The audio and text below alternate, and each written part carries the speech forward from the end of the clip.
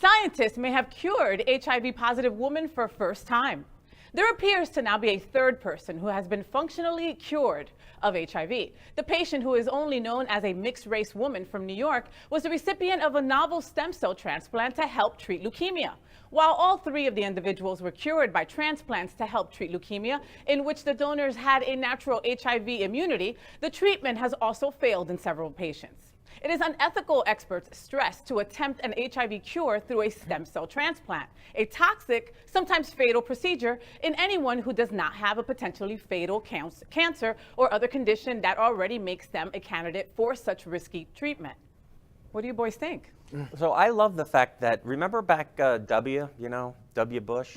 Yeah. This was a huge issue back then. We were debating whether or not we should be using stem cells to do stuff. Clearly we should be. Of course. Clearly. Yeah. Clearly, I was telling you boys before the show that I have a friend who got stem cells for her knees, and now she's doing like freaking somersaults everywhere. I hate that bitch. You know, so I want to talk to Dino. Dino, this is actually what you do. You deal with trials and stuff like that. So tell us a little bit about what you think about the story. This has been well documented for years.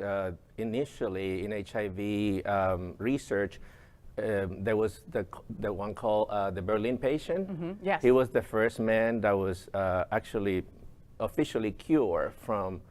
It was from a bone marrow transplant, right? So he was HIV positive for many years and then developed cancer.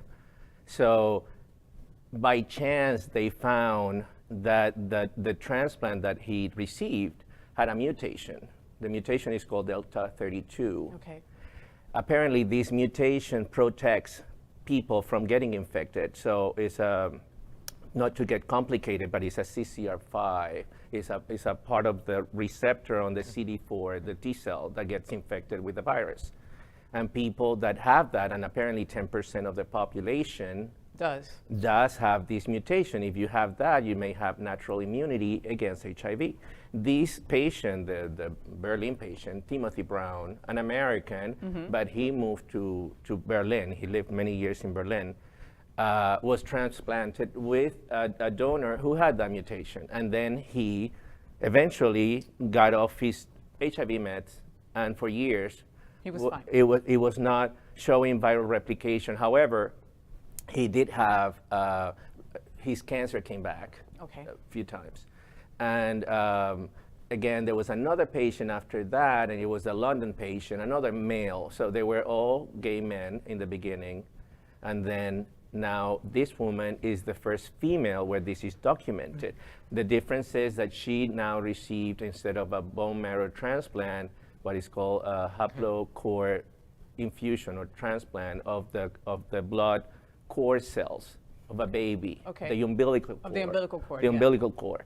And apparently the same mutation was in that transplant, and now she is also developing the same immunity and got off her meds and has been off meds for a while, and she's actually in what they call officially cure from HIV. Doesn't mean that her cancer cannot come back in May, but in all these patients, the common factor was that they were HIV positive first and then develop, which is common with HIV, develop a cancer. Yeah. I feel like I'm in the first day of graduate school where I don't understand a word the professor's saying, but it sounds really important. But it sounds important, and that you should nod like this. Well, it is an important step, but also don't cancel your PrEP prescriptions just yet. Right. Yeah. Exactly. And we've come such a long way with that medication. I mean, now that's soon enough, you'll be able to just get a shot once a month and be done with it, which would be a beautiful thing. So we're not there yet at where this is at. And also, if we were, this is costly. Very costly. Very expensive, and I can't see an insurance covering it, right, Dino? It's very difficult. I mean, only countries like this one where, you know, the resources, or Germany or the UK can afford a treatment like this.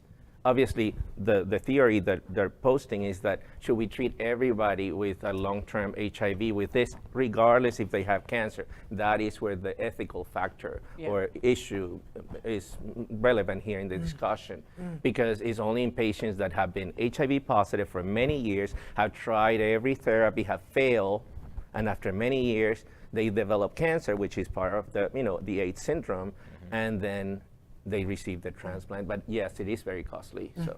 Well, we'll be following this. LGBTQ plus news is vital for our community and for the broader world as a whole. We have enough enemies at Fox News. Tucker, Sean, and Laura are loud. We need passionate allies. Happening Out Television Network, Queer News Tonight, and It's Happening Out are literally out of the closet and into the headlines. Our community needs your support. Like this broadcast and subscribe now to ensure the growth of the entire LGBT